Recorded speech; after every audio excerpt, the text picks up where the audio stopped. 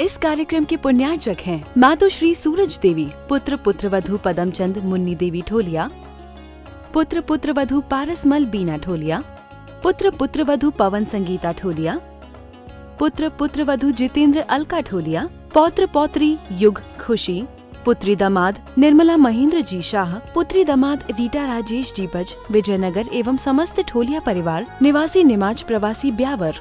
जीवम जीवम दवम जिनवर वसेन जननी दिट्ठम देविंद विंद वंदम वंदे तम सर्वदा शिरसा।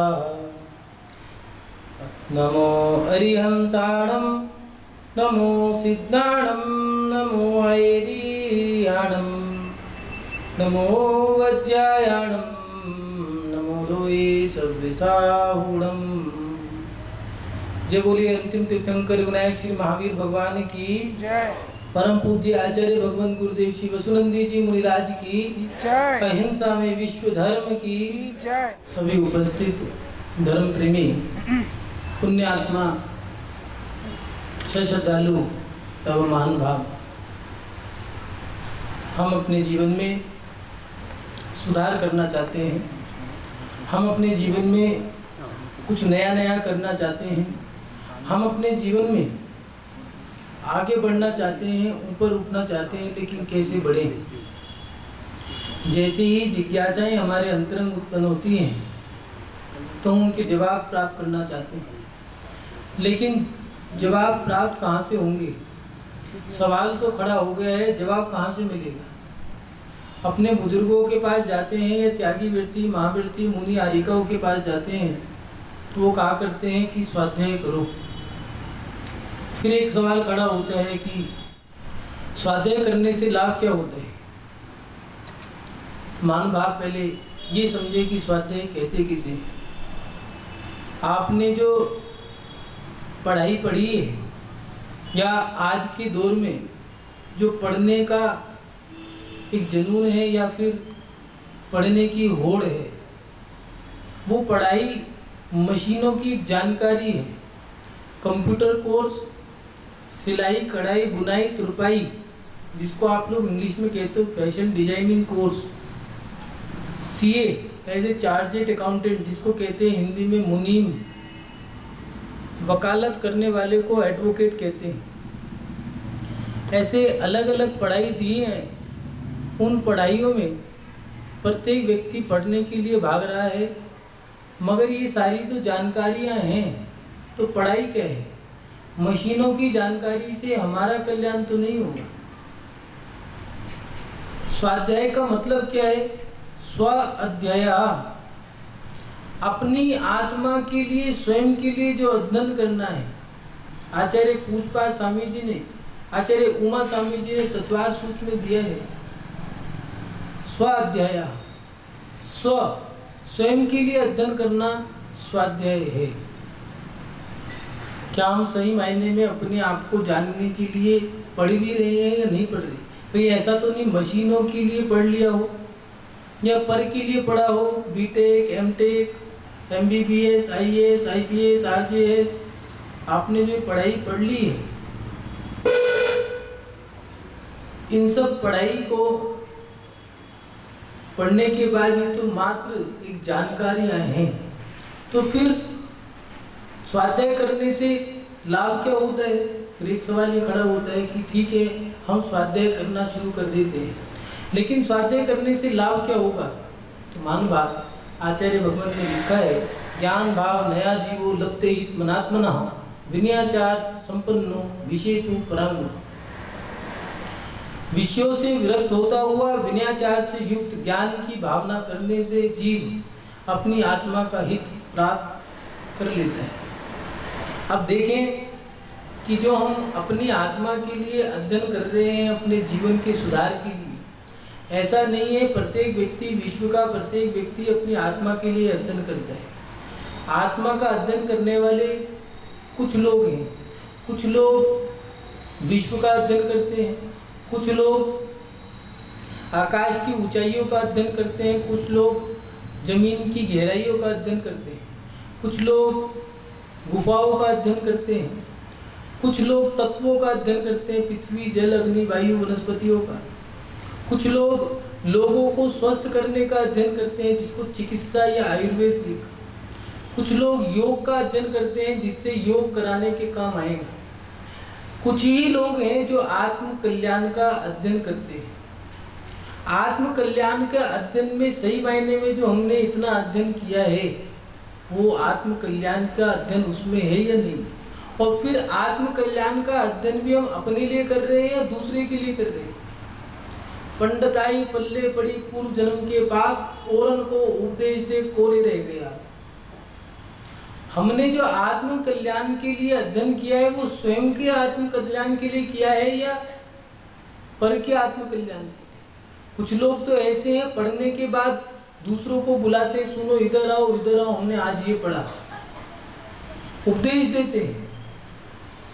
लेकिन यहाँ पर आचार्य भगवान ने पहले ही लिख दिया है कि आत्म कल्याण करना है तो स्वाध्याय करो। स्वाध्याय अपने लिए स्वयं के लिए जो अध्ययन करना है वो है स्वाध्याय। उस स्वाध्याय को कैसे करना है तो वो बता रहे हैं कि विषय आशाओं से विरक्त होते हुए, विषयों से विरक्त हुआ।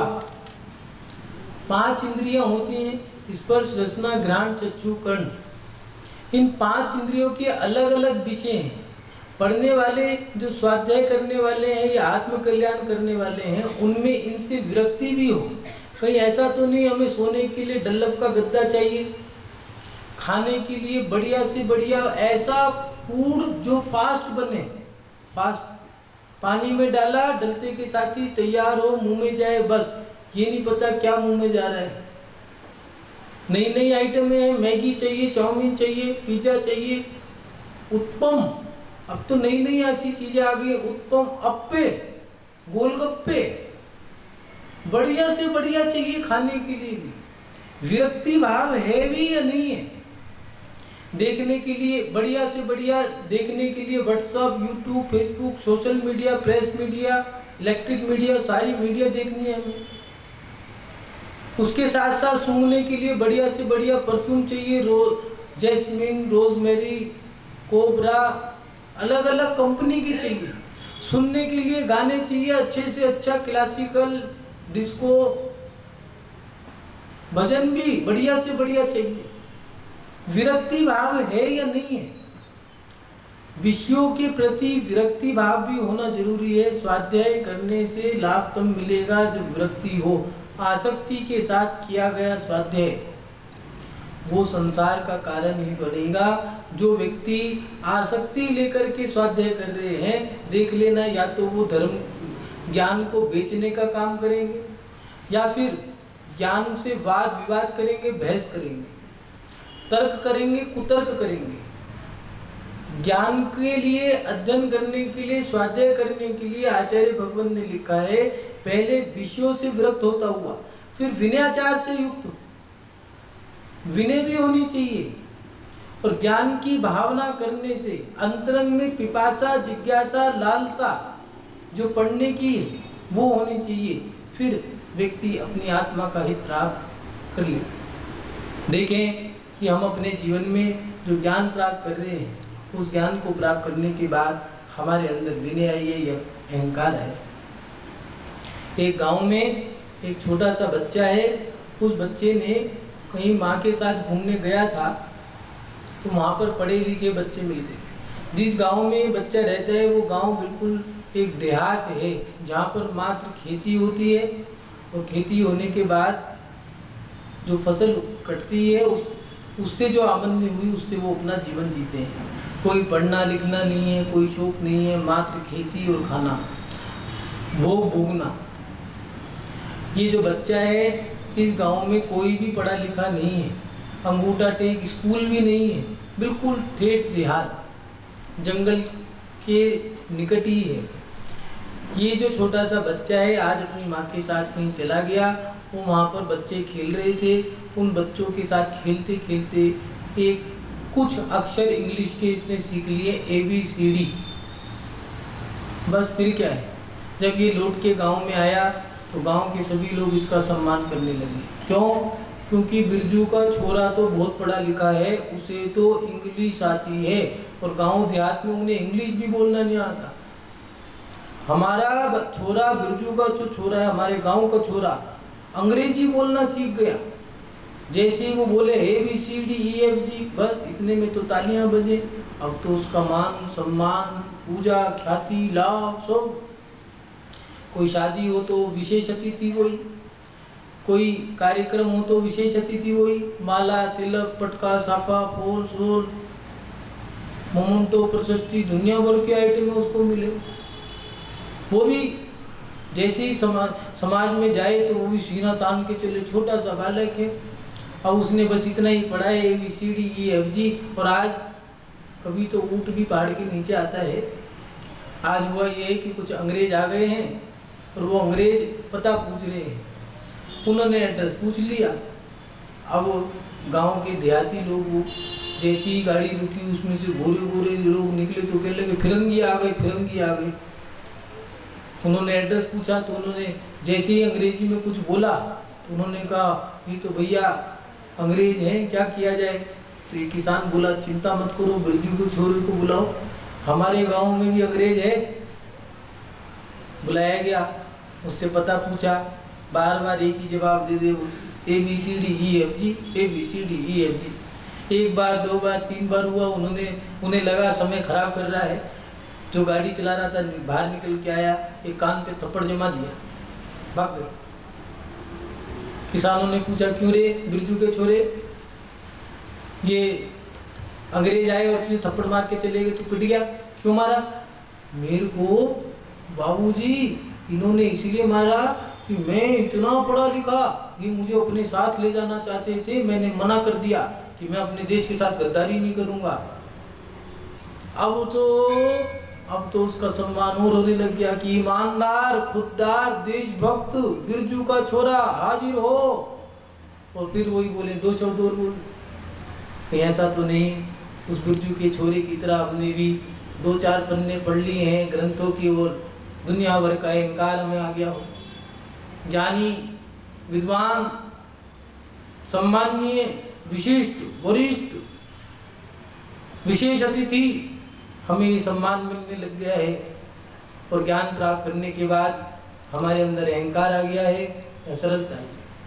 4 पन्ने पढ़ लिए हैं हम, 4 को पढ़ने के बाद कैसे बने।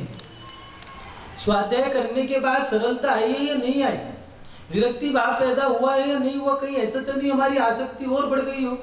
लोगों को बुला बुला करके सुना रहे हैं। कुछ लोग तो ऐसे हैं कि भादव के समय में जब 10 लाख का समय आता है, कोई व्यक्ति दिल्ली या बम्बई या बेंगलोर रह रहा है तो वो व्यक्ति वहां से उठ करके अपने मंदिर में पहुंच गए। क्यों? क्योंकि ये गद्दी तो मेरी है, मैं ही प्रवचन दूंगा, मैं ही माइक संभालूंगा। कुछ लोग तो ऐसे हैं कि शांति धारा मैं बोलूंगा, कोई और नहीं बोल सकता। क्यों? क्योंकि मैं भी तो जानता हूं बोलना। ये चीजें तो पतन का कारण बन गई है। मेरे बिना पूछे कुछ नहीं हो सकता। कई समाजों में तो ये स्थिति है, कई लोगों ने ऐसी परिस्थिति बना दी है कि साधु को लाना है तो हमसे बिना पूछे नहीं लाना है। क्यों? क्योंकि हम इस समाज के ज्ञानी हैं, पंडित हैं। हमने इतने शास्त्र पढ़े, हम भी तो ज्ञानी हैं। मात्र शास्त्रों के पन्ने पढ़ने से ज्ञान नहीं होता। आचार्य कुमकुम स्वामी जी ने दिया है चारित्र कलगम्मो, निश्चय से चारित्री धर्म है। पंडित तो ऐसे हैं, तुम क्या उपदेश दोगे। ऐसे लोग हैं, 1-1, 2-2, 4-4 घंटे, अरे 6-6 महीने बहस कर सकते हैं। आचार्य समन्वत स्वामी जी, अकलम स्वामी जी ने राजाओं के दरबार में जाकर के 6-6 महीने तक तार्किक तर्क कुतर्क करने वालों की हर जिज्ञासा का समाधान किया। 6-6 महीने तक। इतने बड़े विद्वान भी हो सकते हैं, लेकिन पूजा उन्हीं की हुई है जिन्होंने विषयों से विरक्त होकर के ज्ञान का अध्ययन किया, जिन्होंने आसक्ति से रहित होकर के अपने जीवन में स्वाध्याय किया है, अपने जीवन को जाना है, जिन्होंने उन्हीं का जीवन पूजनीय माना है। यहाँ आचार्य भगवान दे रहे, विषयों से विरक्त होता हुआ विनयाचार से युक्त, विनय भी होना चाहिए। आचार्य भट्टकेर स्वामी जी ने मूलाचार में दिया है कि अगर कोई साधु और उनसे कोई 1 मिनट बड़ा भी साधु है, उनको देख करके नहीं उठता है तो उसकी समाधि नहीं हो सकती। गृहस्थों के लिए भी दिया है, मंदिर में अगर साधु है, पंच परमेष्ठी में मुनि उपाध्याय आचार्य परमेष्ठी अगर मंदिर में आ गए हैं तो तुम्हारी विनय होनी चाहिए। अगर तुमने ज्ञान प्राप्त कर लिया है, सही को सही और गलत को गलत आप जानते हो, तो मुनि महाराज के आने के बाद जो व्यक्ति खड़ा होकर के उनका सम्मान कर रहा है तो ठीक है, उसको धर्मात्मा माना। और अगर कुछ लोग ऐसे होते हैं कि हमें तो उनके बराबर का आसन चाहिए, साधु आ गए अपना पाटा तक भी नहीं छोड़ते, तो उसके लिए दिया है कि उसका कुमरण है, नियम से समाधि तो होनी नहीं, मरण भी ऐसा होगा कि कुमरण होगा। जो कोमा है, पैरालिसिस है या फिर वेंटिलेटर पे जो पड़े, ये अच्छा मरण थोड़ी नहीं। अच्छा मरण तो वो है जो आचार्यों के चरण में होता है, भगवान देवसाज गुरु के सानिध्य में होता है, जिनकी शरण में होता है। हमें अपने जीवन में जो हम स्वाध्याय कर रहे हैं, उस स्वाध्याय करने के बाद हमारे अंदर विनय आई है या नहीं आई। कहीं ऐसा तो नहीं जो अध्ययन हमने आत्मकल्याण के लिए किया था वो सब अहंकार का कारण बन के रह गया। विचार करें, अहंकार जो स्वाध्याय हमने किया था उससे जो अहंकार हुआ है, उस अहंकार से हमारी बुद्धि का नाश ही हुआ है। उस अध्ययन करने के बाद अब हम ऐसे बन गए हैं कि हम अनपढ़ के साथ नहीं बैठ सकते। हम जरा जरा सी बातों में लोगों को टोकने लग गए हैं, हम लोगों को रोकने लग गए हैं। जब मेरे पास कुछ भी नहीं था, मैंने कोई किताब नहीं पढ़ी थी, तो तब मैं सब लोगों का सम्मान करता था, कोई मुझे डांट दिया करता था तो मैं सुन लिया करता। आज मैंने जो किताब पढ़ ली है, 2-4 पन्ने पढ़ लिए हैं, उनके बाद मेरे अंदर ऐसा माहौल बन गया है कि मैं जमीन पे नहीं बैठ सकता। मुझे आसन चाहिए, मुझे चौकी चाहिए, मुझे पटका चाहिए, मुझे मंच चाहिए, मुझे लोगों की वाह चाहिए। ये स्वाध्याय नहीं है। स्वाध्याय का मतलब क्या है? स्वाध्याय अपनी आत्मा के लिए जो अध्ययन किया गया है वो स्वाध्याय, और जो वो स्वाध्याय काम आता है जिस स्वाध्याय के करने के बाद आपके अंदर विनय। मान भाग सत्याग्रह आंदोलन चल रहा है, ये 1947 से पहले की घटनाएं बता रहे हैं। महात्मा गांधी जी ने सत्याग्रह आंदोलन छेड़ दिया है, लाखों की तादाद में लोग बैठे हैं।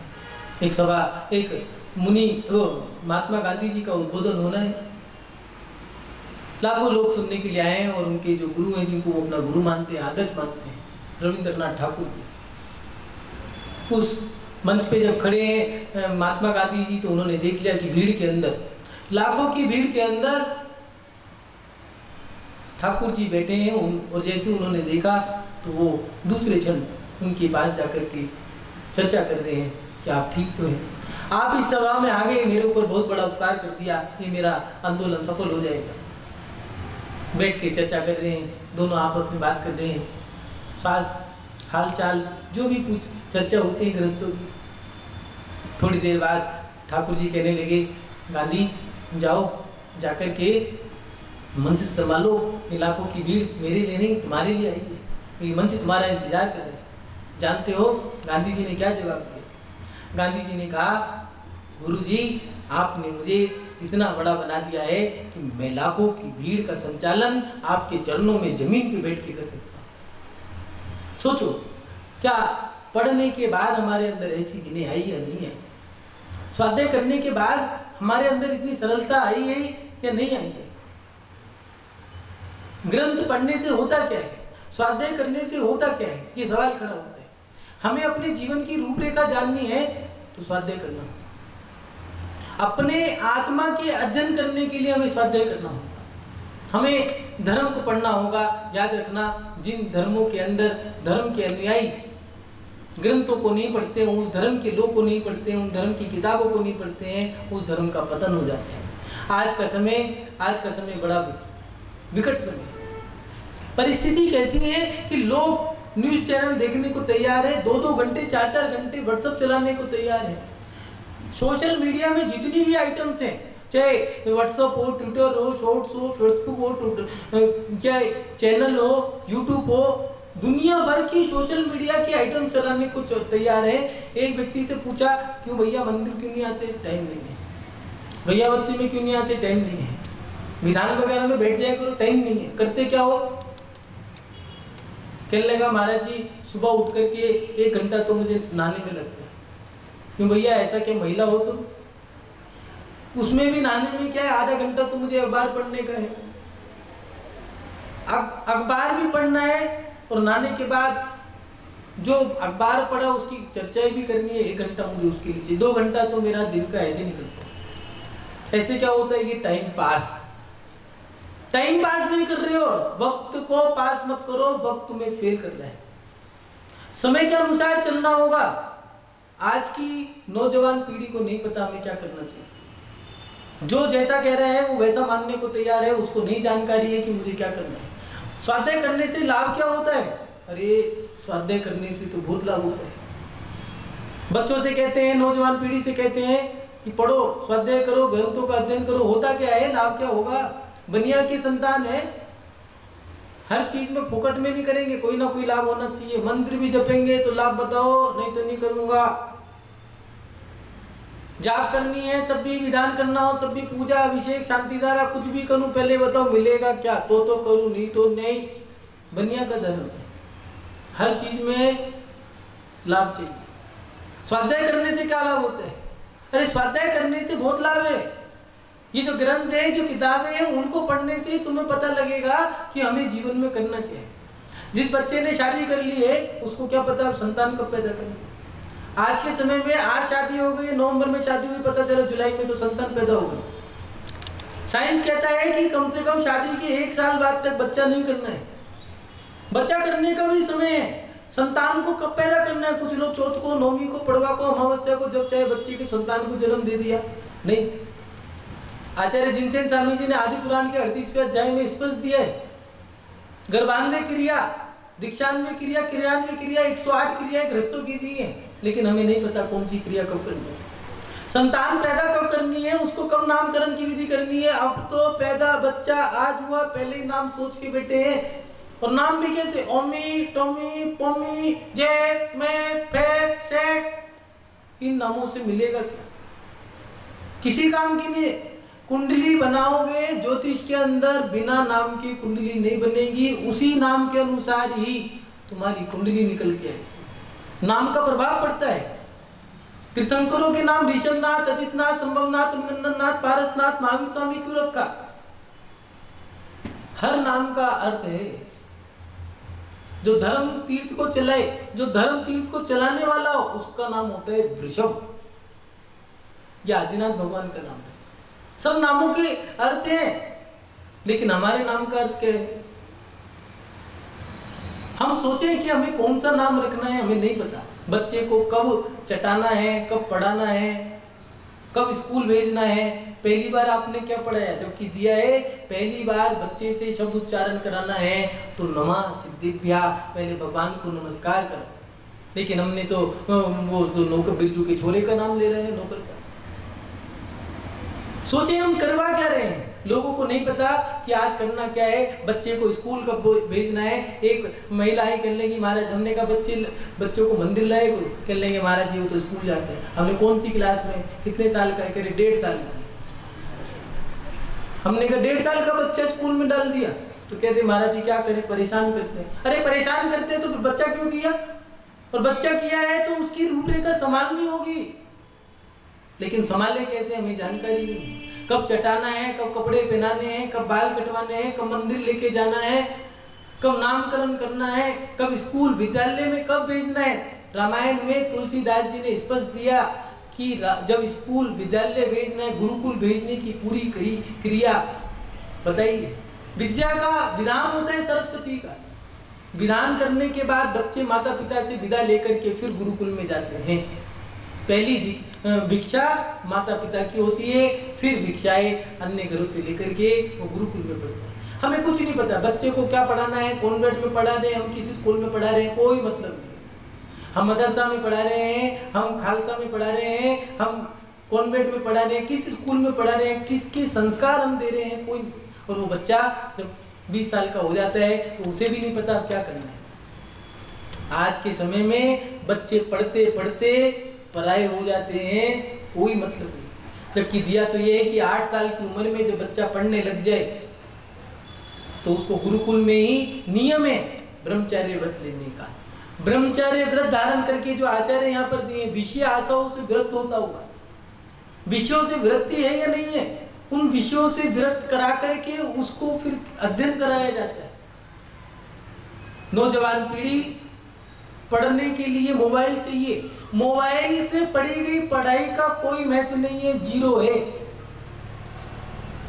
हमें अपने जीवन में जो अध्ययन कर रहे हैं वो अध्ययन कौन सा है? देखिए, अखबार का अध्ययन है, मैगजीन है या न्यूज़पेपर है, आर्टिकल्स हैं। आज बड़ा दुख होता है कि लोगों पे ये पढ़ने का समय है, अखबार पढ़ने का समय है, मैगजीन पढ़ने का समय है, आर्टिकल पढ़ने का समय है, शादी का कार्ड पढ़ने का समय है, लेकिन उसके पास सच्चे देवशास्त्र गुरु के रचित जो ग्रंथ हैं उनको पढ़ने का समय नहीं। अरे इन ग्रंथों को पढ़ने से हमें आत्मा का कल्याण करने के सूत्र मिलेंगे। हमें कैसे जीना है, शादी कब करनी है, बच्चे कब करने हैं, घर को त्याग कैसे करना है। आज बेटे पिता में लड़ाई क्यों है, बाप बेटे में लड़ाई क्यों है? क्यों? क्योंकि बाप घर को नहीं छोड़ रहा है, सास तिजोरी की चाबी नहीं छोड़ रही। आचार्यों ने दिया है घर त्याग करने का भी समय निर्धारित है। 20 साल की उम्र में शादी, 45 साल की उम्र में जिम्मेदारी से फ्री हो जाओगे। 45 साल के बाद अपने बच्चों को बंटवारा करके जो पगड़ी की रस्म होती है, ये उल्टी क्रिया है। आप लोग मरने से पहले पगड़ी हुआ करती थी पहले, अब तो मरने के बाद बुजुर्ग भी ऐसे पकड़ के बैठे हैं, ऐसी पक्की पकड़ है इन लोगों की, छोड़ने को तैयार ही नहीं है। बच्चे कह के थक गए, बंटवारा कर दो, बंटवारा कर दो, बंटवारा कर दो, मर जाओ, बंटवारा नहीं करूंगा, मेरा क्या होगा। पहले परंपरा थी, 45 साल के बाद सब बच्चों को बिठा करके सबको सबके हिसाब से जैसी योग्यता होती थी उसको सब देखते और देने के बाद फिर कहते बेटा अब मैं साधु की सानिध्य में रह करके अपनी साधना करूंगा। मंदिर घर आते थे, साधु के पास रहते थे, कुछ यहाँ कुछ वहाँ। आचार्य श्री विमल सागर जी कहा करते थे, आहार दो आहार लो, मोक्ष हो जाएगा। लेकिन हम तो पकड़ के बैठे हैं। 80 साल का व्यक्ति भी शादी के भोजन का त्याग नहीं है, कैसे कल्याण होगा। हमें क्या करना है, स्वाध्याय के माध्यम से पता। इन ग्रंथों में लिखा है हमारी कौन सी क्रिया कब करनी है, कौन सा व्यापार करना है। एक व्यक्ति आया कह रहे महाराज जी फोटोग्राफी का व्यापार है। हमने कहा फिर क्या दिक्कत है? कहने लगे अब मोबाइल ने पीट दिया। इस मोबाइल के आने से सबसे ज्यादा बर्बाद हुआ डाकिया, काम ही खत्म, चिट्ठी आना ही बंद, फोटोग्राफी का काम बंद, दुनिया भर के काम बंद कर डाले इसने। यहाँ तक कि टीवी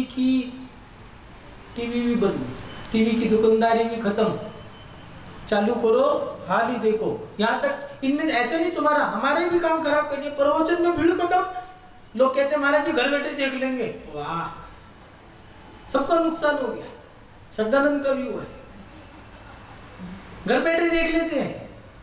लेकिन याद रखना किस क्रिया को कैसे कब कहाँ करना है हम नहीं जानते। कोई भी हमें पागल बना सकता है। ग्रंथों के माध्यम से पता लगेगा, इसमें पढ़ो, स्वाध्याय दे। छठावाश्य क्रिया में भी दे पूजा, गुरु उपासना, स्वाध्याय, संयम, तप, त्याग, ये तीनों छह में स्वाध्याय दिया। भगवान की पूजा करनी है, गुरु की सेवा करनी है तो स्वाध्याय करो। पूजा करने का तरीका, गुरु की सेवा करने का तरीका स्वाध्याय से पता।